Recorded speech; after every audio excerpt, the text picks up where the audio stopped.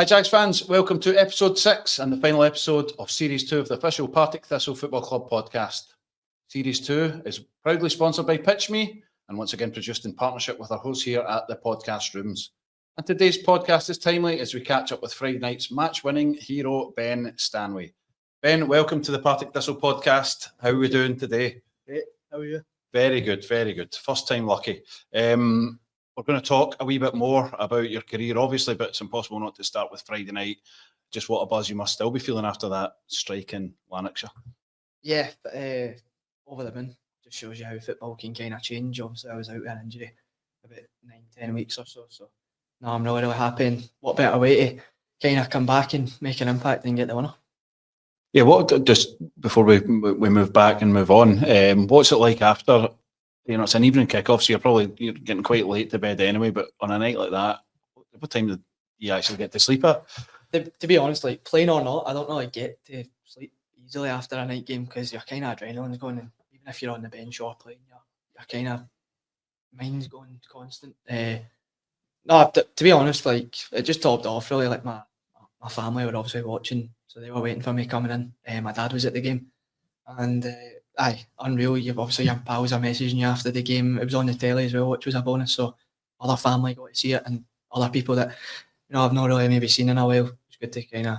It's just a great moment, and obviously topped off by being out. So it was brilliant. Superb. We'll talk about loads of the themes that you've just volunteered there, especially family, because family's so important to you. We go back in time at the start of every podcast. I want to know was when Ben Stanway was first kicking the ball, was he practicing finishes like that? No, just tackles. Has it always been midfield for you? Always. I just started obviously come from Partick, so Partick Boys Club was where I kind of came through, and the school that I went to, everyone just kind of played for that team. So no, everyone that I went to school with, it was brilliant. Looking back, like great memories, and still keep in contact with a few of the boys now. But that kind of just where I started off. It made it better that you're kind of playing with your pals and going back into primary and talking about the weekend and stuff. So no, it was really good people and good coaches, and it was mostly kind of just the boys' dads. But no, it was really good. Yeah, can you drop any names from boys' club or school football that have made a good way in the game? To be honest, I played with two boys' clubs, kinda. So I kinda went to. I was at Partick at the start, and then kind of made the jump to kind of pro youth at quite young. But then at that kind of time, you could play with two teams. You could play with your kind of pro youth team or whatever you want to call it, and then a boys' club still. So I was obviously in it. I was in at Rangers at the time, and there was boys from that team who played with St Peter's just over in Paisley, and it was just over the water. And Gavin Gallagher, who plays with Airdrie now, his dad took the team. Mm-hmm. Still good pals with Gavin, and my dad's good pals with Big Gav. And he was a coach, and still talk to him this day. Everyone's got a great relationship. Alex King, who's at Morton now, he's injured. Lewis McGregor at Airdrie. Just trying to think if I've left them out here. But no, honestly, it was brilliant. And to see the boys doing really, really well.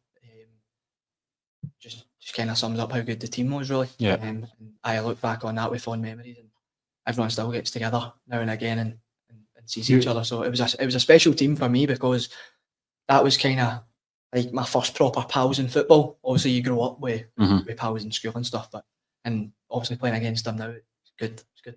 Yeah.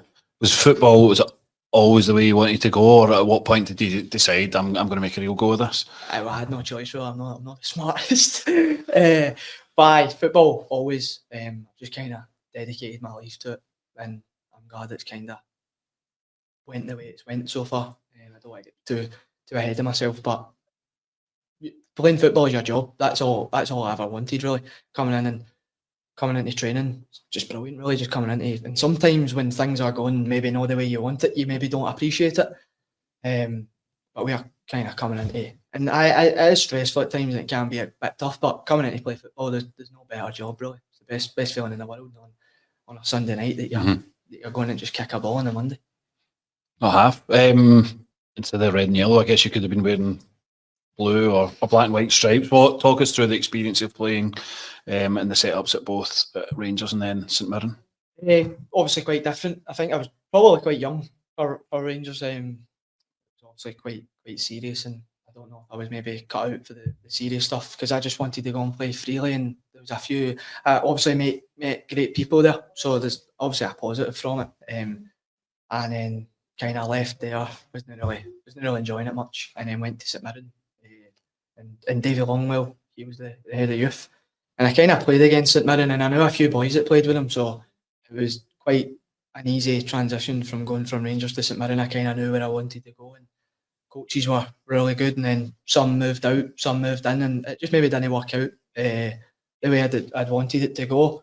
But I think I was kind of not kind of sick and tired. I was just kind of wanting a bit of a change for the whole kind of pro youth thing. And then obviously in Clydebank there was probably one of my best ever coaches I've had, and I still keep in contact to him to this day.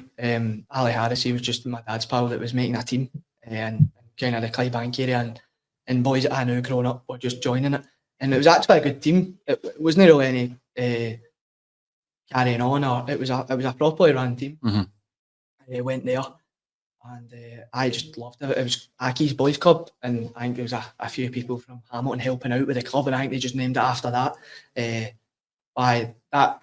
For me, I think that was the kind of turning point for me, because I came from kind of something so like serious to the point where it was too much, to then going somewhere where I could just play freely and enjoy it with people that I knew and I was comfortable with. And you know, it's kind of weird as it sounds, like I think knowing that the players around me knew that I was a good player maybe filled me with confidence as well. So it was a great decision for me to go there.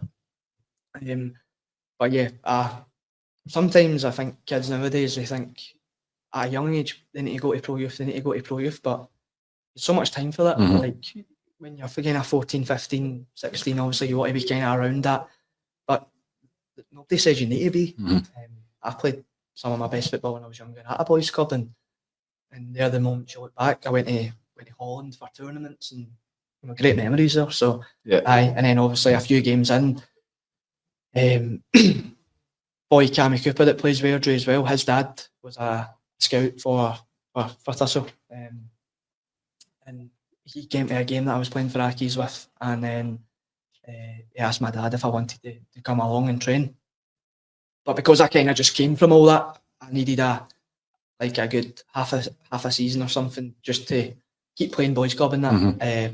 And then eventually, when Accies was kind of done for me, I went to Thistle and just took off with it. Yeah, absolutely. Do you think if you'd have kept on the pro youth path, and a danger you might have fallen out of love with the game, and maybe you would have had to take a different path in life? Or how important is that enjoyment of football for you, or maybe for some others at that age? Yeah, massive. I think when you're young, you just need two things really. You just need to be playing as much football as you can.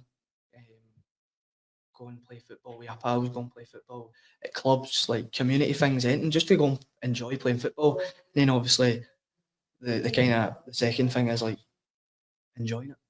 You play your best football when you enjoy it. You see it in footballers like nowadays. Like everyone plays their best football when they enjoy it. But I think just a kind of reset in the head when I went to the boys club. It was just a kind of calm and a bit more of a freedom. Like if you played a bad game, you weren't beating yourself up. You not laughed about it after it, but it was just quick to forget about it. And the boys that at the team helped me kind of just get rid of the whole like worried about making mistakes, and that. And Ali was top notch for me, to be honest. I still goes to the gym that I go to now, so I'm always kind of keeping in contact with him, and just having somebody that put that belief in me to go and play is probably what I needed at that time. It's a nice wee subtle message that you're hammering the gym there. Well done.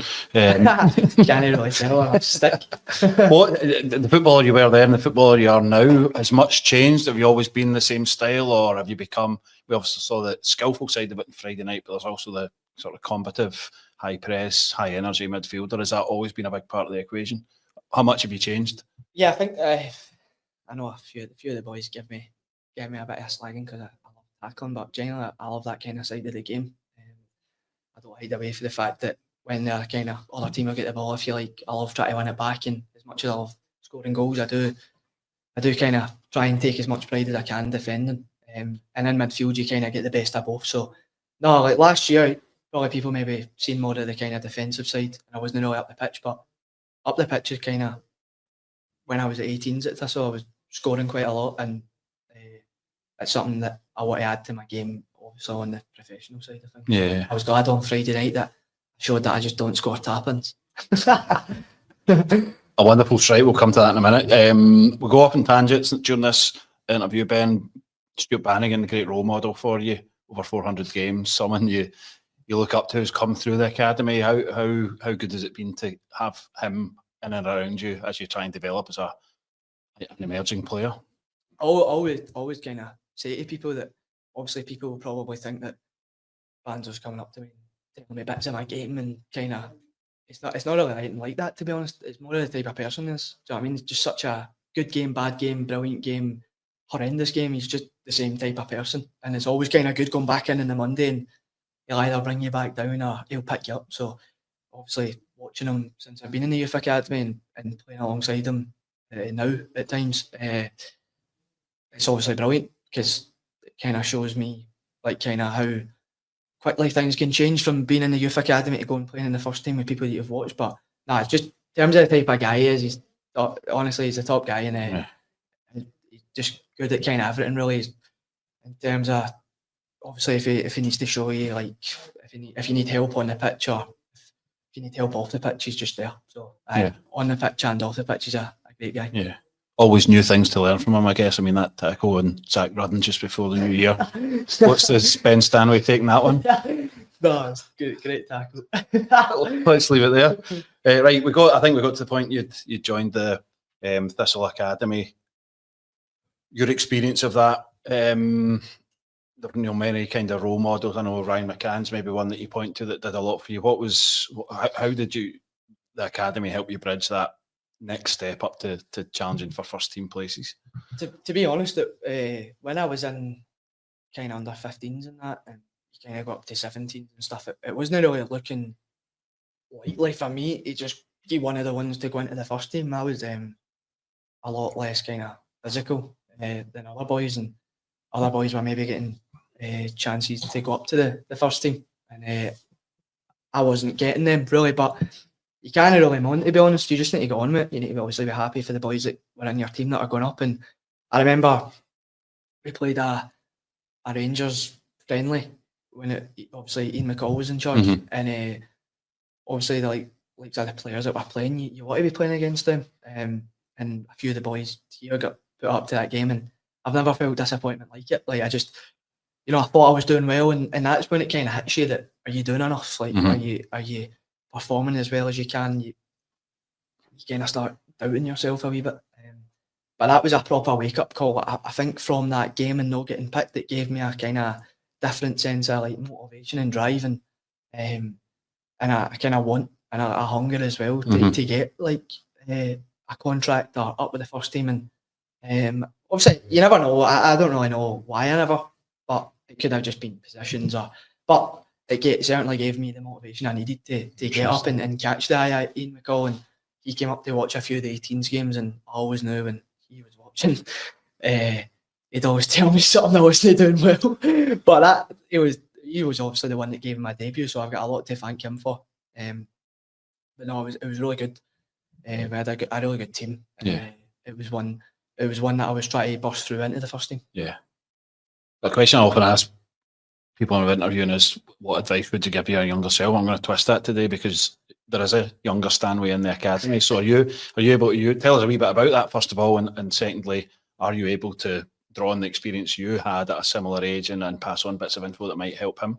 I try and help him as much as I can, but the one who helped me was obviously my dad. Yeah. So I kind of want to step back, but I want my dad and Harry to have that kind of relationship where he'll tell him if he's no good or if he's very good. Or I don't want to be too much in Harry's kind of face, if you know what I mean. Like, I'm still learning. Yeah. Like, who am I to kind of tell him what to do? I still go out on a Saturday and make mistakes. And obviously, my dad was a football player. He played, but he's helped me a lot. So I want to give Harry that opportunity with my dad to to learn. If you ever kind of if if we go down to a pitch and play football, because still a bit of a 14-year-old and that kind of I love going to play football with my pals still, and I'll always kind of try and give him wee bits of advice, but I don't ever try and be too much. I'm still his big brother at the end of the day, and if my dad's giving him a rollicking for playing rubbish, but it never really happens. But if he ever was feeling a bit down or after a bad game, I'd want to be the one that was kind of there to pick him up instead of putting him down for playing. And saying that, I think obviously my mum and dad have been a great help to me, really. Never really. My dad, I think, was strict on me when he realised that that's what I wanted to do. Mm-hmm. If it wasn't something I wanted to do, he wouldn't have, or if I never had a chance, he wouldn't have tried to push me as hard as I can. But you know, I've got a great relationship with my dad, and also having a brother as well. Both of us do, and with my mum as well. My mum's always the one that kind of brings us back down a level or two. As soon as I walked in the house on Friday night, she's like, "Right, well, get your head on air then." So it's never really. Obviously, we enjoy it, but because she was watching it in the telly, and I'm sure she would have been proud. But my mum's the one with the discipline. Well, me and my dad were buzzing, and Harry obviously too. But no, and obviously I've got a big sister as well who has had a great career and worked hard in uni. So she's a big kind of role model for me, and she's went abroad and travelled and worked hard, and now she's coming back, and obviously she's having a wee baby. So brilliant. So just loads of people in my family to look up to, but definitely with Harry, I don't try and get involved too much. No, if he needs a wee kind of G up or a wee bit of help, then I'll be the first to do it. But I'm proud of him. I think I'm proud of him. The biggest thing, I mean, I'm his big brother. Do you know what I mean? I'm not his coach, so I love seeing him doing well. And he got in. He was playing well at right back, and then he got a wee injury too. So he's always first to say, "I'll come running with you." He's got a really good attitude. But most important thing, I'm really proud of him. Do you know what I mean? He's a good guy. He's a good pal of mine as well. He's just he's 14, but he cuts about with me. So. It's brilliant. I know they follow you everywhere, and they see the highs and the lows. So I guess you'd been as happy for them as well the other night, and we'll come to the goal in a minute, I promise you. So, your debut, do you remember it? Yeah, Stranraer away in the cup. I didn't touch a ball, but I was buzzing how I got on. I was living off of that moment, and then obviously I had to go back into school on the Monday. So it was that was quite a surreal feeling. Okay, two points there. Then what you're standing on the sidelines waiting to get on for your professional debut. What is going through? So there was a good few years on the bench that day. Like there was loads of, and I remember kind of looking at the manager at the time, which was Ian McCall, standing with Neil Scally, and I think Ian McCall was obviously Jai came on with me, so Jai came on, and then I seen kind of Scally look up at me, and I was like, "Go on, put me on," and then eventually it happened, and looking back, like obviously our debut is massive, but there's still such a long way to go. Like even now, for me, there's still so many things I need to learn, so many things I need to improve on and add to my game. But at that moment, it's special because my pals actually came down to Stranraer, and obviously I appreciated that a lot from them. My mum and dad were in London, I think, so they were listening to the kind of audio commentary, and obviously getting on, it was just an unbelievable feeling. And then the walking into school on the Monday, what happened then? I think much. No, everyone was just over the moon for me, to be honest. I think everyone was really pleased for me and asking me questions. But you do feel on top of the world, and obviously you get a few people along the way that aren't very happy that you're doing well and stuff, and that's just part of it, really, isn't it? Like but obviously the people like my mum and that, they're very like big on just keeping me, and I'm very like I kind of keep myself to myself, but she's very big on like be humble. So it's good to have people like that. Yeah. So I can't get too above my station. You couldn't at that point because, as you said, just because you got on the pitch doesn't mean it all takes off from there. You had to take a couple of different steps, playing 18s, and then obviously the loan spell at Airdrie. Let's focus on the latter there because it ended up being a bit of a strange old season for you. But in isolation, what was the Airdrie on loan experience like before we get to how that season panned out for your loan club and your parent club? Going there was probably the reason that I played last year, to be honest. I think if I just sat about, then I was probably not good to them. Really, I wouldn't have had many games, and I played January to May, and obviously we got promoted from League One to the Championship. But I've just about getting games, and obviously Rhys McCabe, who I've obviously got a lot of respect for. He's done a lot for me in my career, and obviously I've got obviously a lot of people like him as well, like Jackie McNamara, who he kind of looks after me, and Andy Young, who works for that the Consilium company. They were obviously big on getting him into Airdrie and playing games. But obviously the 3 people I've mentioned, they've helped me a lot in terms of getting the games for coming back here and establishing myself as a first team player. But Rhys McCabe obviously just flung me in games that I maybe wouldn't have expected to get on. Like you're 1-0, we're winning 1-0, getting beat 1-0. He just trusted me. It's done me like wonders for coming back to Thistle, and obviously last year playing. So obviously I know the 2 clubs have got a wee bit of, obviously a rivalry, a big rivalry. I know that, but it's hard to obviously.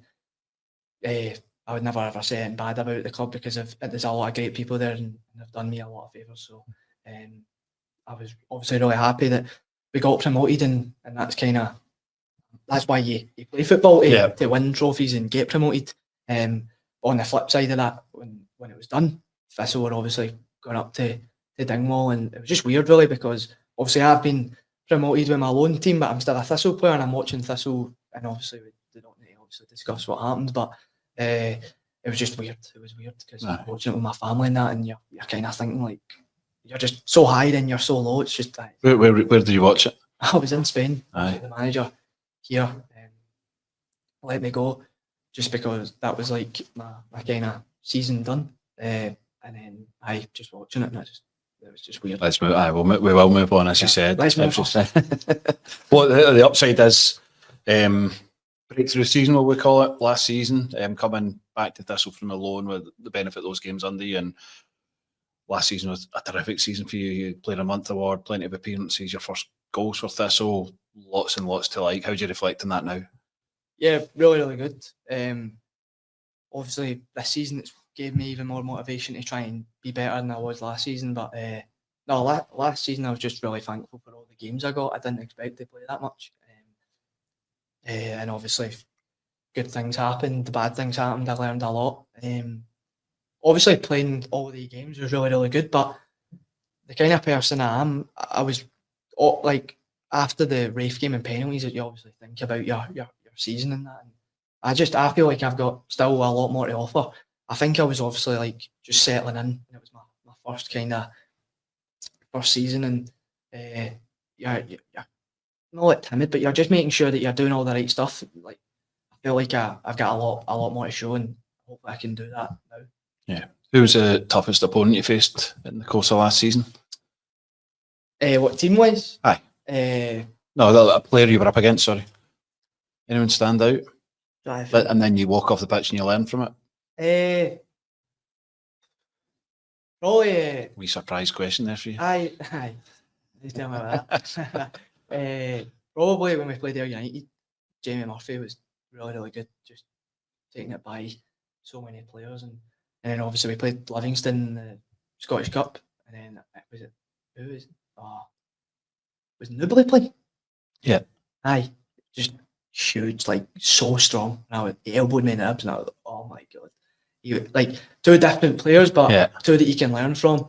Obviously, with Jamie Murphy, it's hard to tackle somebody like that. And then obviously John Newbley, you don't want to get in close contact, and he'll just boss you out the way. What would you pick out as your personal highlight from last season? I don't think anybody would expect it, to be honest, but when we played Rafe out there in the first leg of the playoff, I was gutted after it. I just felt like nothing kind of really went my way that game. Get booked.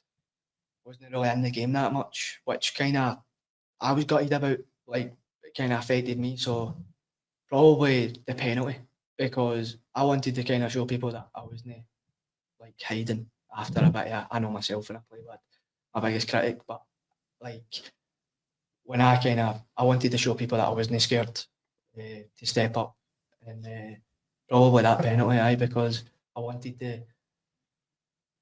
to rectify the first leg, because I was absolutely I was angry at myself and I was disappointed, but you obviously can't change it. Obviously, I know myself, when I get booked, that takes a massive part away from my game, because that's the kind of player I am. I like to get in people's faces, and when you do get booked, it's like you can't really be as aggressive and you can't really show people like off the ball. So that was probably really, really hard for me. So probably definitely the ref penalty, because I wanted to kind of show people that even though I wasn't great in the first, I want to try and make it better. I suppose the Starks Park experience is only easier to talk about because it's not quite as bad as Dingwall. But when you're, at the end of that match and you're applauding the fans and there's that 10 to 15 minute spell and everyone's reflecting on what's just happened, what was swirling through your head at that point? Just it's weird because you're obviously like gutted, but you're kind of proud as well. Like not proud. You're proud of your teammates, and like we didn't get put up, but it was give it everything that at night, the start of the season. Nobody would have expected us, I don't think. So obviously everyone was talking about the young players and like other teams bringing in players, and we had youth. So a lot of people that probably wrote us off.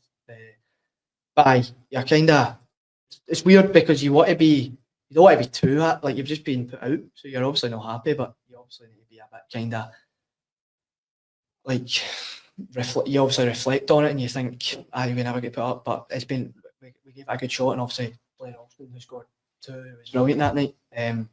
We gave it everything. Absolutely. Well, let's talk about this season. It has been a couple of downs, but it's been a lot of ups, and we're going to absolutely hammer this goal in Hamilton in a wee minute. But I get the impression every time you experience something that's not quite as positive, you learn from it, you draw from it. So you need to home in on that Falkirk away, because it was a low point for you. Like what? Aye, tough day. A learning experience again. Again, just reflect on that for me if you can. I wasn't really in the team before it, and obviously coming off last season, I wanted to kind of keep playing, so that was obviously a wee bit difficult not playing, but that's just football really. But it still plays in my head. It was genuinely like, I think it's up there with one of the worst days of my life. Genuinely, it was so weird. Like you're kind of putting the team, and you've got that kind of buzz about you. And Paul McDonald, he said to me before the game, he was like, "Don't get booked early." Like and obviously first 10, 15 minutes, I just hit someone and I get booked. And then the most disappointing thing for me, I never ever do that. So yeah. Obviously I'm not scared in saying it. Like obviously diving, that if somebody dives against you, you're going to give them a bit. It's not my proudest moment, put it that way. But in terms of how I felt after it, like I probably never experienced that kind of diversity in terms of everyone just giving you. It was, but you learn from it and it makes you stronger. I don't really care about what people say. I never really have. But what I do care about is letting my team down, and I knew I'd done that. Obviously, Terry gets a goal, and you're thinking, "Come on!" But football's not like that. And Falkirk obviously played well that day, despite the red card. But that was probably, and I think after it, I just obviously that Monday you're coming in after the red card. It's just. I don't drink, but I can imagine that's what a hangover feels like. It was a genuine fear. You're kind of walking in, you're looking at people, you know what people are thinking, and I've got great teammates in there, like Robbo and all that, and who are very quick to pick me up, but you just, it's weird. Not a nice it's weird. place to be. And that weekend, it was brutal. And I don't check what MD really says. I know, like, you get so up and down, but also you're hearing it, and people are telling you, and people are coming up to you in the street like, "What happened with the red?" And you need to tell them you died. It's just brutal, because that's not me at all. Like, I genuinely rather it was 2 tackles than that, and that's still not acceptable, obviously, but it's better than I died. But there was a certain point where I thought to myself, I can either like let myself sink here, or I can react to it. And we played, I think it was, so obviously I was suspended. And I think the game I was at Queen's Park, obviously James started, Xander scored, Rico comes on, so I'm kind of thinking to I'm so happy for them, but I want to be on the pitch for them. Like, why am I doing that? And it was just like generally 3-4 weeks of regret, and I think my mum and dad would have probably seen the effect that had on me, because you're kind of going into that and you're thinking, right, I do well here, I'm hopefully in the team. And that happens, and you feel like you've just kind of lost the trust of your teammates and your manager. But that's football. You just need to react to it. And I think I back myself, and I know how strong I am in the head, and I know that obviously resilience is very important in football. And I just think that, I'm not saying that goal against Hamilton was the reaction, because I think before that we played Hamilton away, and I came on, Terry went down about 25, 30 minutes, and I came on early. And I'm not going to lie to you, it was playing in my head, because I was like, right, I need to turn this around here. And we got beat, but as much as you're gutted about getting beaten, I was happy with the way I kind of reacted to it. And then obviously Dunfermline, came on, and after it was like, obviously I played my 50th game for the club, which was a kind of distraction, because I was like, right, back on track here, let's keep going. And then kind of games went by, and I wasn't getting on, and again, that's football, you need to deal with it, but it is tough. And then, sorry, before that actually, after the red card, we played Alloa, and I came on. That was it, and we got beat. And then the next weekend it was Ayr, and I started against Ayr.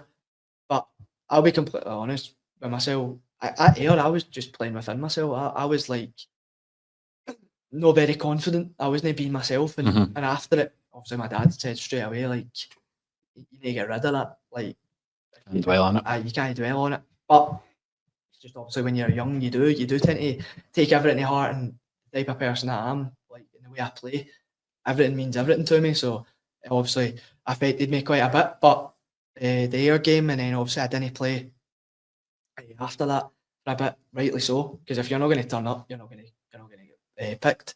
And then we played Rangers, obviously, in a bounce game, and then that played really well that game. And I kind of reminded myself, like, this is what I can do.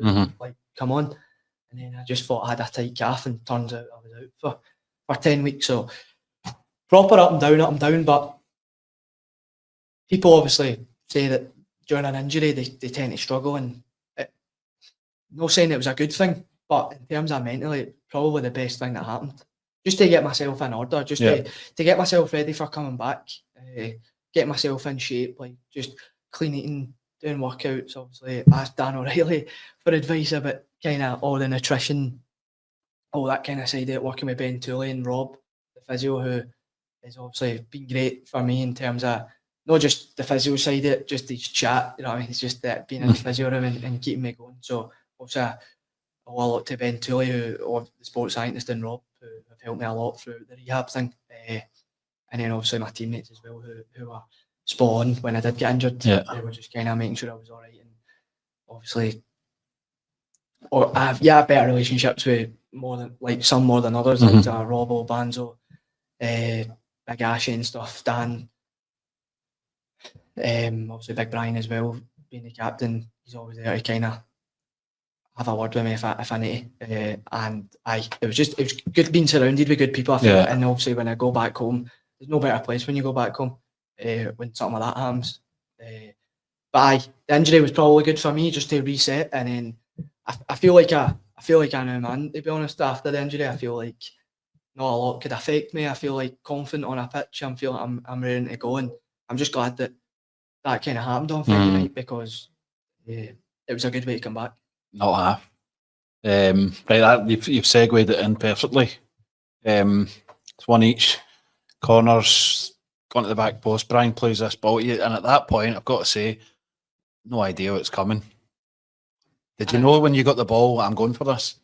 Yeah, I do think again, if that was kind of last year, I'd probably look to pass it.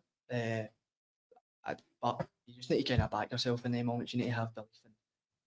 And it's just typical, really. Like, you see stuff like that in football all the time, where somebody's out injured and then they come back and that happens. So it was unreal. I've just slipped as well, and then picked myself back up, and I've just looked and everyone's gone mental. I've done about 45 celebrations after. I'm absolutely delighted. What was going on then? Was that just came out of nowhere? Just a message to anyone? No, but obviously, like, you tend to see players doing that. The opposition fans. I don't know what I'm doing. I'm just excited. But no, obviously all the people that were singing were over that side. Yeah. And usually any player would run to that side, but the other side was my dad. So my dad was at the game, and I pointed to the sky after the goal. It's for my grandpa. That was my dad's dad, and obviously see my dad, and obviously meant a lot to him. So That's beautiful, mate. I've never really had a chance. To be honest, you can't really dedicate a tap into your grandpa, can you? So I was just glad it was a good goal. A fitting celebration. Absolutely amazing. You clock your dad straight away. Aye, straight away. But in a good way, I think he was in a bit disbelief because I've not really showed that I can kind of put out my feet and put it in the top corner. So he was probably thinking about time. Because as I said, I've done that at youth level quite a lot. And obviously your role changes in the team, but mine's last year was probably more kind of defensive and the other side of it. So I was glad that I could show that side, and I'm sure he was proud too. Aye. But taking a step back to what you just talked about, so you get injured, which is a serious blow for any player. You've used that time out to get not just physically recover, but mentally better. And that means when you receive that pass from Brian, you haven't done all that work. You're maybe making a different decision because you're not as confident. Yeah. It all feeds from that, doesn't it? Yeah, absolutely. I think anyone that kind of knows me well, like I dedicate everything to kind of to football and just try to get that kind of 1% better all the time. And I hate reading books, right? But I love kind of reading like self-improvement books and kind of like ones that self-development books. And it was like The Law of Attraction. That's the one that I've read. And it was just about, while I was injured, I was reading it. It was just about kind of manifesting good things coming and visualising it. And I'm not even just saying this. When I was injured, I was kind of visualising coming back and doing something like that. So, no, I think every player needs confidence, like some more than others. But you need to, when that, like, I think if that was last year, I'd maybe looked for something else. Mm-hmm. The only thing that was in my mind was get a shot away, and thankfully it worked. Keep visualising. That's what I say. What about the post-match fuss? Were you ready for it? Interviews and No, it was coming. And not in the nicest way, and I know why. But like when you're injured and you're not really playing, nobody's really like in a brutal way and not in a bad way. Nobody's really giving a shit about you because you've not really done it. Yeah, which is fair enough. And then after it, you just get people. I mean, I'm glad Big Brian was in it there because he's obviously good with interviews. And I was just letting him talk. I was just trying to get my question done straight away, and then. Oh, you need to do stuff for that, which I don't mind doing that at all. You kind of enjoy these things, but just the feeling after it was just wild. I just felt a lot of things changed. Not like massively, but it does a wee bit because one minute you're not really playing and you're not really in about it, and then the next minute you kind of come up with the goal to win the game. So I was over the moon with it. Yeah. What it does do for the club and the team is it stops the halt of those two disappointing games over Christmas. We've got a win under our belts, got this unusual break just before the next game, but 2-week break's so much better when off the back of a win. So a really, really crucial victory, and it sets us up for the rest of the season when we've got plenty to chase. Yeah, absolutely. I think when, like you said, when you've got a break, you do want to go into it with a win. But it's also a good time to kind of just reset. Also, a few days will be given off and enjoy them, and then get their heads back on air, which will be a massive game. Yeah. What will you use your couple of days off for? Any hobbies away from the club? What are you going to get up to? Well, I don't know yet. Might try and go away for a few days. I don't know yet, but if not, I'll probably just be playing football or playing my Xbox on it too. reading a couple of books. No way. No chance. What? Just a few final points, Ben. Through the whole interview, you've talked about your family a lot. You do keep a tight circle of family and your friends and your teammates. Even when you maybe mentioned that Xander McKenzie goal, I saw a wee half smiley. Mears, you guys are a tight-knit group, and you take a lot from those guys achieving things as much as anyone else. Yeah, I think as much as you're kind of competing, like obviously we're different positions and that, but when Xander scored that, like even though obviously things weren't going great for me, I know how much it meant to him. He deserved the goal, obviously. Good pals with Xander, and obviously the other boys as well, James, Rico, boys like that. So I think like we're all happy for each other.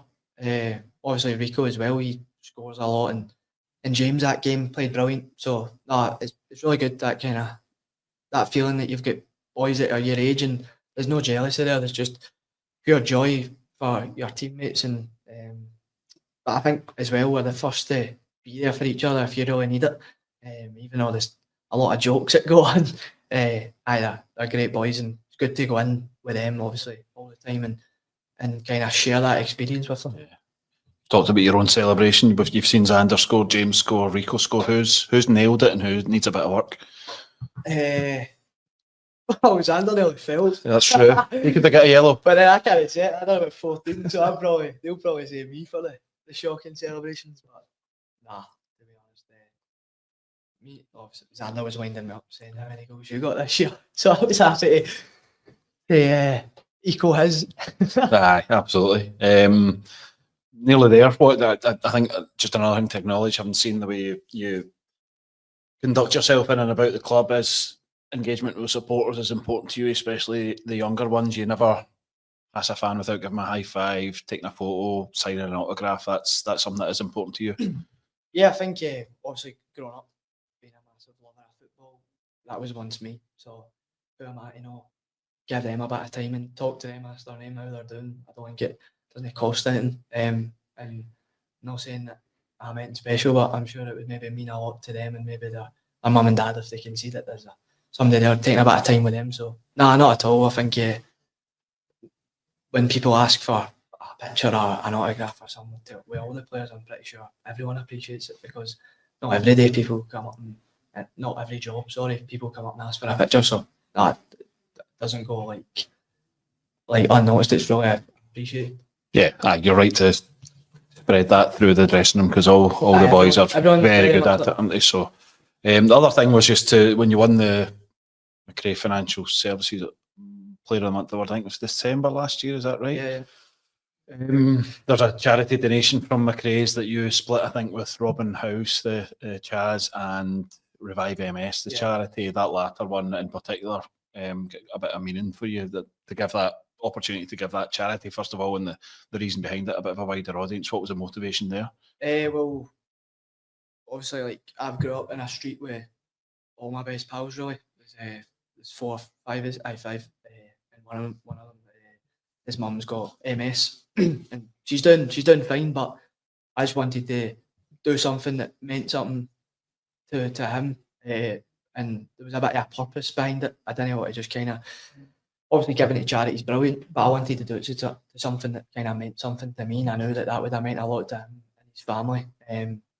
She's a lovely woman, a lovely family, and I just wanted to give a wee bit to show that there's a lot of people that have it as well, and it's nothing to be ashamed of, or it's just what happens in life. But she's got a great family around her, and literally my next door neighbour. Yeah. So my best pal, he obviously plays football as well, just for night good, and just similar attitude to me, really, just both really similar.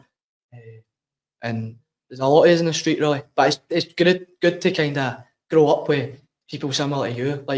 Obviously they going out and having a good time. I'm not really one for that. I'll go out if I need to, but I just cutting about my house, really, keeping a quiet life. Cutting about my house, brilliant. Having a quiet life, but no, obviously my best pals mean a lot to me, and I've grown up with them all my life. So good to just kind of go out the door and see your pal. Aye. That was it. The bit I remember about you making that donation was, you said it wasn't only for your pal's mum, it was also for him, because you could sense if she was having a bad time, it was affecting him, and it's about giving him a bit of support. Yeah, absolutely. And I admire him so much for it. Must not be easy at times, but he just gets on with it. But you know what I mean, he deals with it so well, and you can obviously kind of tell at times when things aren't great, but that's just what pals are for. That's when you just get around your pal and make sure he's all right, and obviously drop a text now and again asking if he's all right. It goes a long way with people, and just general life as well. Yeah, there's a lot going on in people's lives that you don't know, and that's why sometimes I need to think before I speak, because I'm a bit daft at times and just say stuff and you, just to anyone really, and you don't really know. So it's just important that there's a bit of awareness about kind of checking in on people and people are their closest to you as well, because sometimes there might be something going on in their life that you don't maybe see. Yeah, absolutely. Okay, we're just about done, I guess. Where to finish is just to talk about your relationship with the club and the fans. You've through the academy and the team, you've actually been here for some time now. Fans don't expect 11 players to have been born and bred Thistle fans. That would be nice, but it's not the reality. But we do hope that when players join the club and spend time at the club, they develop an affection for the club, and a sense that you've got a real affection for the club and an appreciation for the fan base. So you can close off with telling us how much you love Partick Thistle Football Club. No, it's obviously been here since I've been a young boy as well, and I think when you come through the academy as well, it know that there's a bit more kind of spotlight on you, but there's probably an expectation, because what you're kind of told through the academy is to leave everything on the pitch, and obviously you see how much it means to the fans, and it definitely means everything to the players as well. We all want to do well for the club and be remembered as a great team. So no, not just speaking for me, there's obviously the whole team in there that the club means a lot to as well, and going out and giving everything on a Saturday doesn't just mean everything to us, it means everything to the fans. So I'm sure we can hopefully be successful this year. Absolutely. Ben, thank you very much. It's been a pleasure talking to you, and best of luck for the second half of the season. Thanks again to the podcast rooms and series sponsor Pitch Me. That's series 2 wrapped up at long last. We'll take a wee break now, and we'll be back with series 3 soon. Thanks for watching and listening. Hope you've enjoyed it, and we'll see you soon on the Jags.